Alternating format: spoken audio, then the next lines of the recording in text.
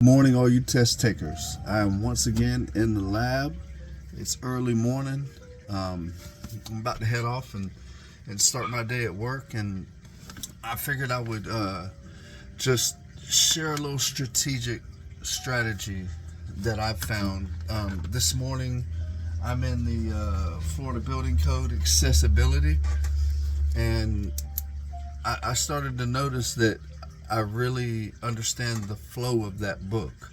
And each book has a different flow. Now, it helps, as I stated in part one, that I bought two different courses of material. I started with AAA. I bought everything that came with the AAA package, including this book of questions. I did the in-person classes, and through that, I passed my business and finance. Now, I'm still using their material, and I went and purchased, after that, I went and purchased another company, One Exam Prep. I also purchased theirs because I wanted to get two different viewpoints. You know, both of these companies have people that are taking tests, and I just wanted to get it from both angles. So I've already been through the online course on the, they each go through with this project management and contract administration portion. They both go through each book individually, right? And it makes sense because you get to know that book. So I've already been through the online stuff with One Exam Prep. Now I'm going back through my AAA construction school. Shout out to Rob Iron. I'm going back through their stuff. So I just want to share something about this accessibility book with you guys. And the same principle applies to all the books, right?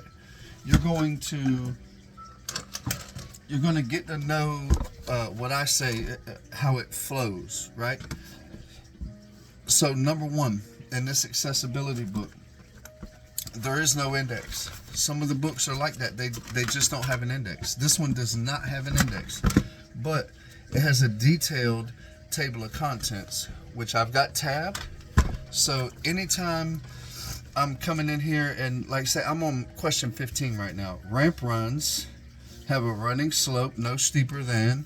Now, I've gotten to know my tabs, right? I know that ramps are right here, right? But anything that you may not have the tab memorized for, you're going to come over here, and this table of content is going to be your base operation zone. When you get a question, if you don't know where the tab is, flip over to that table of contents. Go look. Don't start looking through these tabs and trying to, these are big headings, right? Chapter headings, which are all listed right here along with the subheadings. So say I had something about parking spaces, and I flip over here and I look up table of contents, and I'm looking over here at chapter 2, parking spaces, right? Now, the way that this book flows, no index.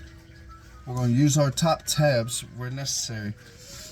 Table of contents is the base operation. That's where you're going to look stuff up. But when we just talked about parking spaces, right? If you flip over here to chapter 2, which is scoping requirements, right? Chapter 2, if it is a technical question that speaks about the particular measurements or how something is to be built, it's not going to be in chapter 2.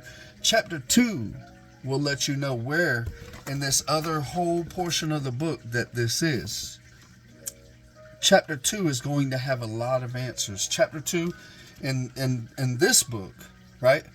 And a lot of them are similar. All the building code books, they all have like a scope and administration section. It's going to give you general answers of when something is needed.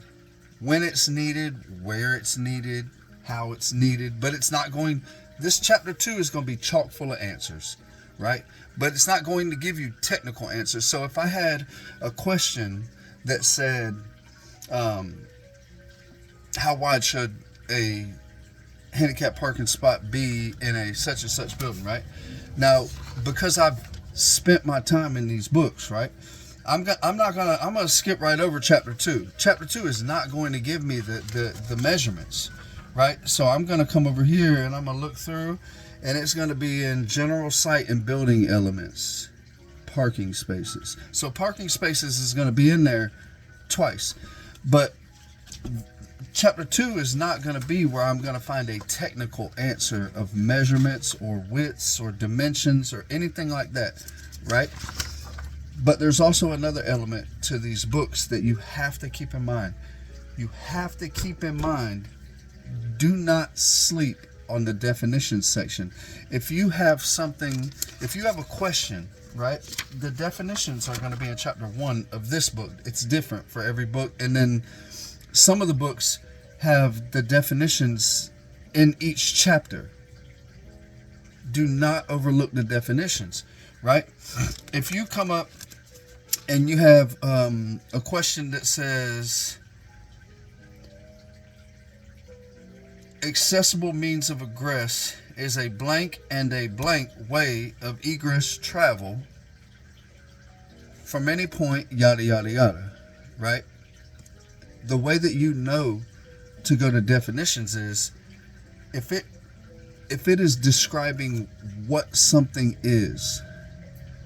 Accessible means of travel is a continuous and unobstructed. Continuous and unobstructed would have been your answer there. If it's describing what something is, it's going to be in the definitions, because the codes, the scoping and requirements, chapter 2, where you're going to find all these answers, the codes, they're going to assume that you already know what it is. If it's a question, there are a lot of questions that define definitions, that define what something is. If it says, let's see, an alteration is a change to a building that blank, blank, blank. Do you see where I'm going with that? Alterations is, it's describing what that is. That's going to be your definitions. So I hope that helped. It definitely helps me. If I get a question about accessibility, I'm smashing when it comes test time. But number one, I've said it every time, and I'm going to say it again. Nothing, even these tips that I'm giving you are going to help you, right? But you can't watch this video and then go in there and even with these tips and completely demolish those accessibility questions. You're going to have to get to know the flow of this book yourself. Even though you've got tips, right? You're going to get to know. Like right here, I just had a question about the number of parking spaces needed in a facility with, it was 151 parking spaces, right? Now, see my different color highlighters? See my underlines? See this? These are heavily highlighted. My books are heavily, I've got yellow, pink, blue underlines. Some of the pages are more decorated than this. And I know what these look like. I remember what these look like because I spend that time in these books. I've altered my sleep schedule so that I can get up early and still go and manage my business and manage my life. My study time is in the morning, number one, period. 4 to 4:30 in the morning, every morning. I'm in these books for at least an hour and a half to 3 hours each morning. I leave for work at about 7 o'clock. I'm in these books. You have time.